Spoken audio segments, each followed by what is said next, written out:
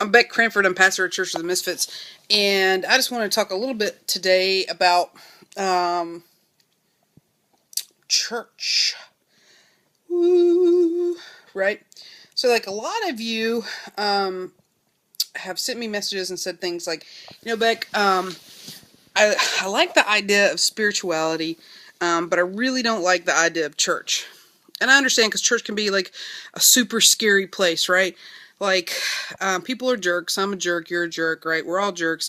And sometimes we're not real nice to others, especially people that are different, different than we are, right? So people who might be, I don't know, tattooed or pierced or smokers or Democrats or liberals or queer, right? Or atheists or pagans or Baha'i or Buddhist or vegetarians or I don't know, people like Jesus. Sometimes we're really mean to people who act like Jesus, people that hang out with tax collectors and drunkards and hookers and Roman centurions with slave boys.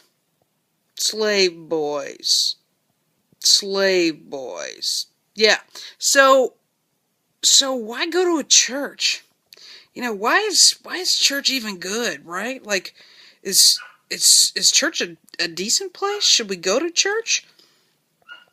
I think church can be a great place. I think church can be a place where people share their pain, and they're real, and they come to get to know each other, and they share their burdens. I think church can be a good place. Now, you're probably like, well, Beck, what kind of church should I go to? Well, that depends on you, right? Like, what traditions are you comfortable with? Do you like liturgy? Do you like music? Do you like laser light shows? Or do you like people? You're probably like, I don't really like people. I like penguins. I get that. I understand. But you could probably find a church. Now, if you're living in an area where the context is, I don't know, let's say deep redneck South, which there's no, I'm not accusing the rednecks of anything. I'm 8 generations redneck.